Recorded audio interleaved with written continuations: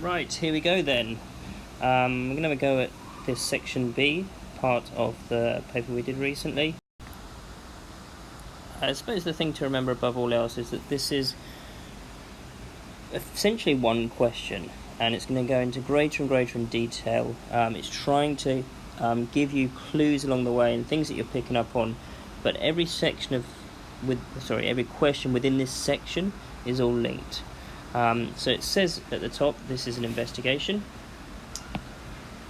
So if we look here, right at the top, this investigation looks at finding the largest product when two or more positive integers have a given sum. Largest product when two or more integers have a given sum. And everything from this point onwards is looking into that idea. So the first way that it leads us into this is completing this table for different pairs of positive integers that have a sum of 8. So we're filling the table first of all. I suppose I might start with 3 times 5. Put in here 15. I might look at the 16. See that was 4. So this one has to be a 4. I'm looking at two numbers here. Both these numbers obviously have to add to 8. So with the 2 it's got to be a 6. With the 1 it's got to be a 7. And if we look at 1 times 7 is 7. 2 times 6, 12. And so the calculation that gives the largest product that I arrived at was 16. So the calculation that gave us that was 4 times 4. Now let's just have a little look. We're looking at the sum of 8, and the best, most efficient way of doing that was to do 4 times 4. Okay, carrying on. Find the largest product of two positive integers that have a sum of 20 now. So we could draw out a table again. You can try all sorts of different ideas. Lots of you got this. It actually should be 10 times 10, which gave you 100. So we're looking for 100 to be written in here, and the calculation was 10 times 10. Now hopefully you're making some sort of connection between the 20 here and this 10 times 10. Well, that highlight is not great, is it? Is it coming through? No, I'll clear that off there. The 20 and that 10 times 10, and there's also a link between the 8 and this 4 times 4. So, I mean, hopefully at this stage you're already noticing that 4 for this one is half of 8, and 10 for the 10s in here are half of the 20 that we were looking at previously. And so there's a link going on that is trying to lead us into finding. Let's carry on.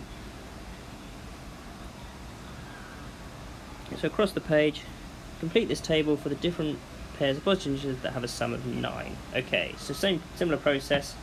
Let's go through this. And in blue here. So 1 and 8 have a sum of 9, product of 8. 2 and 7, the sum of 9, product of 14. 3 and 6 have a sum of 9 and a product of 18. And 4 and 5 have a product of 20. The calculation that gives the largest product, 4 times 5. Okay, so we're dealing with odd numbers now. So the 4 and the 5, obviously we can't just look at half of 9. It's kind of either side of halfway, 4 and 5. We find a similar thing with 21, where we have the largest product is 121, and it's 10 times 11. Okay, let's move on. Part 2. Tom wants to find a set of positive integers that have a sum of 19 and give the largest product. He uses the ideas from question 1 and the following method. He writes 19 in the top box, write the two positive integers that give the largest product in the two boxes in the next row, and complete the remaining boxes in the same way. Okay, so we've already picked up on the idea of, for an odd number here, we kind of need to go, I need a pen to it. We kind of need to go somewhere near, we have to go halfway and then just go up above and below. effectively that's what we're going to look to do here. So 19 is going to be 9 and, oh, it's given us 1. Fantastic, look at that. So it's going to be 9 and 10. So 9 has to split into 5 and 4, but it's the 4 here and 5 here. 10 splits into 5 and 5, halfway between. And I had to put the 4 and 5 in these positions in particular, because I'm looking at the layer below and seeing how it splits into 2 and a 2 and a 3. So the largest product using Tom's method is 2 times 2 times 2, and we can see here it's the same as these numbers. Okay. And so the largest product is 2 to the 5 times 3 cubed, which is 864. Explain why Tom does not replace the 2's and 3's to make another row in the diagram. Okay, what I'm looking for here is that the next row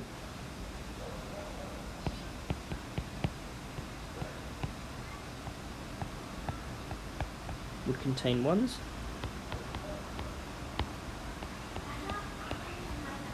That's a 1. 1's. Which don't increase the product.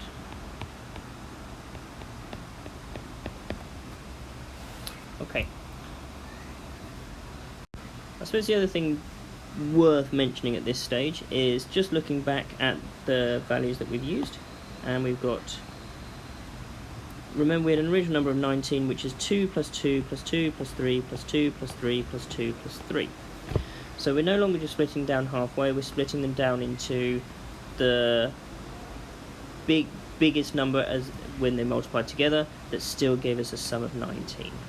Okay, and we're moving on though to part C, and we can see now we're doing a similar process for 22. So I'll just fill this one in, which I think a lot of you did really well at. So we got 11 and 11 halfway, we've got 5 and 6, 5 and 6. Now they split down into 2 and a 3, 2 and a 3, oh no, 3 and a 3, whoops, 2 and a 3, and a 3 and a 3.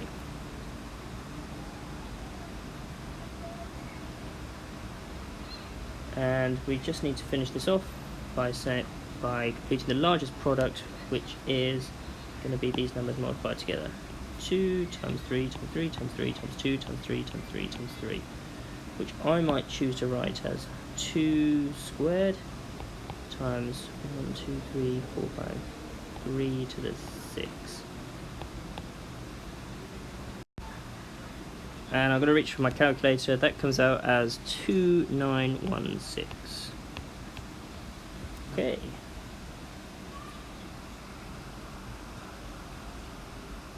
Okay, so let's have a look at the next question. Now remember, and I think it's worth just giving it back to this context again, that these numbers here will add to give me the 22 I started with, and so that's, but multiplied to give us 2916. In any set of positive integers, the replacement of the set of 3 2's with the set of 2 3's will not change the sum. Okay, well if that's correct, they should equal the same thing. So let's go with this. So it should be 3 2's, 3 times 2 equals 6, and the set of 2 3's, 2 lots of 3 also equals 6. So it's unchanged. However, explain why this replacement will always increase the product of the set of positive integers. Well, let's have a look. If we've got 3 2's, that would be 2 times 2 times 2. And if we've got 2 3's, that would end up as being 3 times 3. This one gives us 8, whereas this gives us 9. So if this 9 is multiplying by all the other stuff, that's going to give us a larger result than the 8 multiplied by stuff. Okay, so let's have a look back at Tom's answer from question 2a. Now, the context that I want to give this is I want to just quickly look at it. So 2a was breaking down, ooh, I've moved it all over the place. It's breaking down, and I've already circled it, this 19. Crucial to keep that in context, and what we're effectively playing with now is this thing here.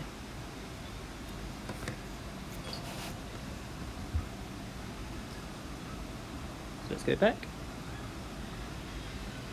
So we've been given this information again, basically Tom's answer, and we need to make the replacement of 3 2s for 2 3s if we can. So that's quite nice. It's given to us right at the start. There are 3 2s there, and we're going to change those for 2 3s. So I'm going to change those 2 for 3 times 3, and then I need to multiply by the rest of this blue stuff. So that's times 3 times 2 times 3 times 2 times 3, and the hope is that gives us a larger answer. Well, what have we done here? We've changed 3 of these 2's, so it's now 2 squared times by 3 to the power of 5, because it swaps in for 2 of them. Use a replacement to find the product of the set of positives at the largest sum of 19. So we need to work out what that is. So 2 squared in my calculator times 3 to the power of 5, 972. Write your answer to part 1 as a powers of 2 or 3. Oh, I've done that already. I've done that here. I wonder if we can move it. I wonder. Ah, nearly, close enough. 2 squared. And you can do that in your exam, eh? Times 3 to the 5. Okay. Now, this next question is key to finding, to continuing really for the rest of the investigation. So, for part A, the sum of the set of positive integers n, is n. The sum of the set of positive integers is n. So in Tom's question, what we're talking about is the sum of them. And that was 19, so it's worth giving it that context. We want n, in Tom's example here, which isn't working very well, so I'm going to just change it. 2 squared times 3 to the 5. We want n to be 19. Now that was, in Tom's one, let me highlight so that I don't overdo anything, that was 3 plus 3 plus 3 plus 3 plus 3 plus 2 plus 2. Now, what is that as a calculation? Let's write it out. Which one did I do first? 3, oh, not with a highlighter. Undo that and change. 3 plus 3 plus 3, 1, 2, 3, 4, 5.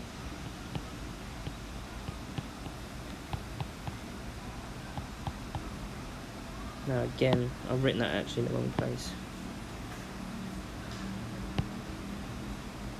Put that down the bottom. It should have gone in here. That should go in there, because we're doing the working out for this bit. So to put this together, we need to think about what we've done with how many 3's we've got and how many 2's we've got, but it's in the context here. It's saying the x, 2 to the x plus 3 to the y. How does that relate to the sum? Well, we've multiplied the 2's together here, and we've multiplied the 3's together. So my x is that 2 at the top, it's this small 2, and my y is this index number 5. So y was the index number 5, and that's how many 3's I've got down here. So I need y multiplied by x.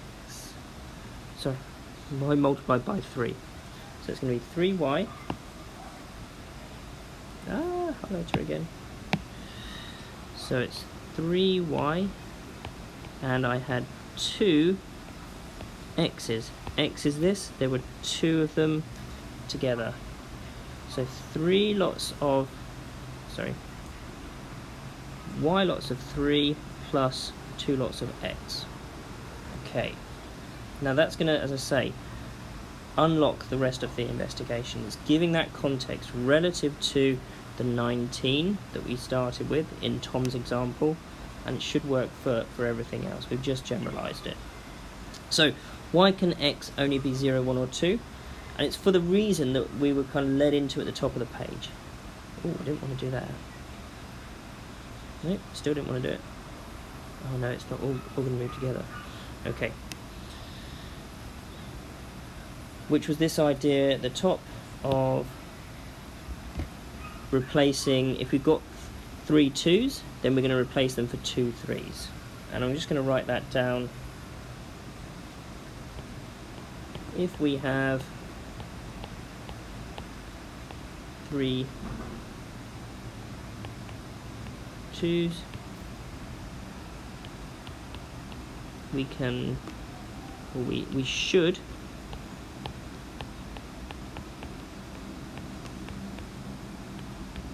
sub for 2 3s. Okay, let's try and move on. I don't know if I'm going to be able to. Right, I'm going to pause a second whilst I figure this out. Okay. Right, there we are. It's fitting and I can see the next question. Ah, look at that. Jolly good. Okay. Next, use part A to find the largest product of a set of inches that have a sum of 60. So I need n to equal 3y plus 2x. Now I don't know what x or y are initially, but I do know that x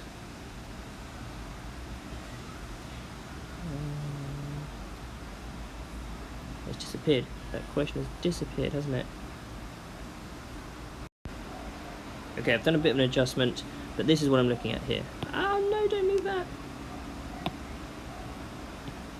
This is what I'm looking at. X can only be 0, 1 or 2. So I know that x is 0, 1 or 2. And in an ideal world, I need as many 3's as possible. So I'm going to try to see if, what about if x is 0? Let's just try it. Can x equal 0? And I'm going to ask myself, can it equal 0 and can I get it to work? So n would equal 3y, n being 60. So 60 would equal 3y, which suggests therefore that if I divide by 3 on both sides, I've got 20 as a value for y. And if I go back here and I look at this, I need to stop doing that, don't I?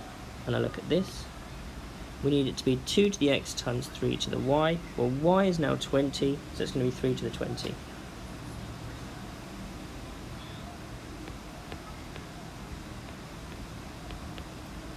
So that comes out as, oh gosh, that's a big number.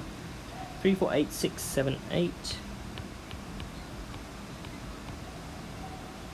4, 4, 0, 1. Okay, on to the next one.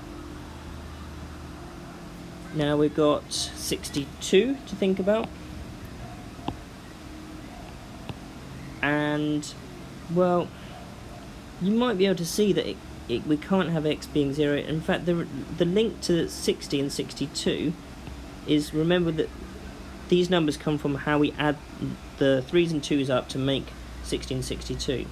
So I know that I'm using 23's to make 60, so I need to add on 1, 2.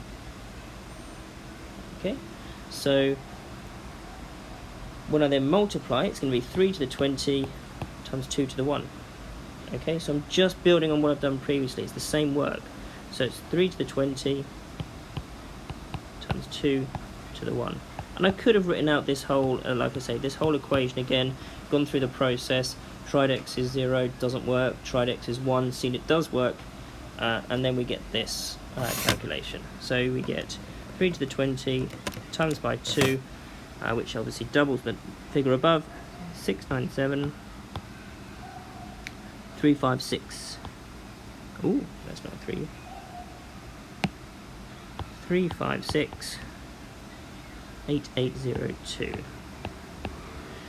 And I'm looking at the clock, we're getting towards the end of the test, but I'm doing quite well.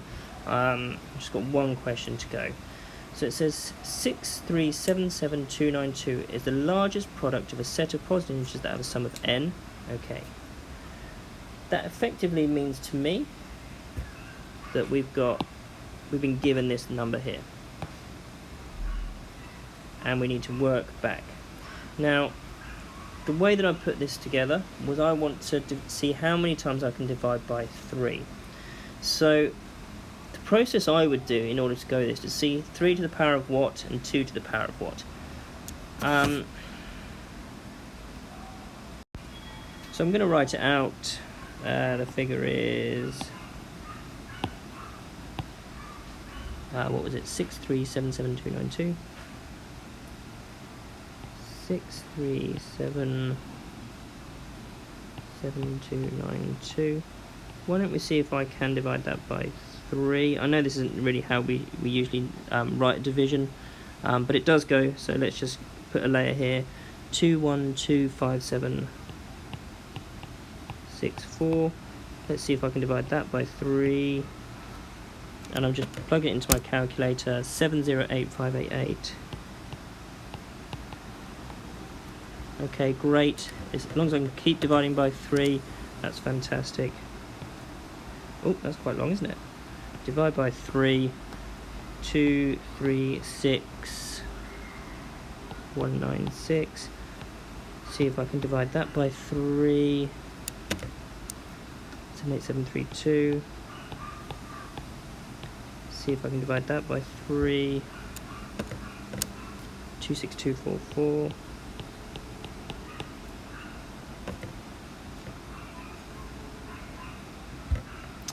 Can I divide that by 3? I'm just plugging this into my calculator, and yes, it can go again.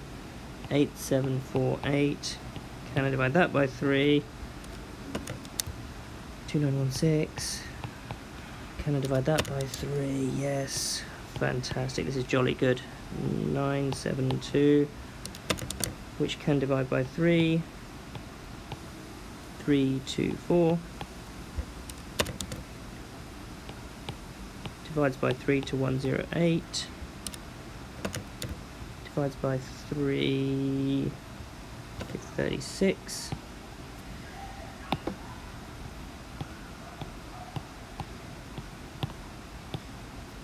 Which divides by 3 to give 12.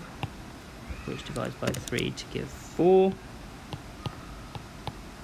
Which can't divide by 3, but it can be split into 2. And that leaves me 2, which I can divide by another 2. Let's just get it to round up here. So effectively what I've done here is like a prime factor tree, but just looking at 3s and 2s. And what we've got is we've got 3 to the power of 1, 2, 3, 4, 5, 6, 7, 8, 9, 10, 11, 12, 13, multiplied by 2 to the power of 2 squared here.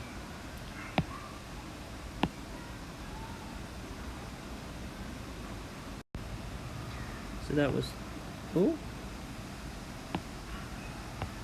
3 to the 13 times 2 squared. And I can check that on my calculator quite quickly and easy. 3 to the 13 times by, I'm going to cheat and just write 4,637,792. And that's going to be the key to unlocking the rest of this. So I've got it as powers, and so I need that to write that back into this form. Don't move that. Into this form here. That's what I'm looking at. So the link that I need to make is between, obviously again, these two things here. This one and this idea here. So 2 to the power of x is 2 times x, and 3 to the power of y becomes 3 times y. So it's going to be, if I follow that through, and you can flick back and forth, obviously a bit easier on paper, this is going to be 3 times 13 plus 2 times 2, which gives me 39 plus 4, which equals 43, and we're done. And that's the end of it. So it got significantly more challenging at the end, but every concept built upon the previous thing. And I think with this type of investigation, I think the important thing is to keep as much clarity as you possibly can between the overarching theme, which was, as I said right at the start, we were adding numbers up and seeing how big we could make the product of those kind of that sum, and that theme followed through. And there was a formula to derive and find out, which then led on to an application, which certainly was challenging. But hopefully now you've seen it, you'll be in a better position to tackle some of these in the future. Thanks for watching.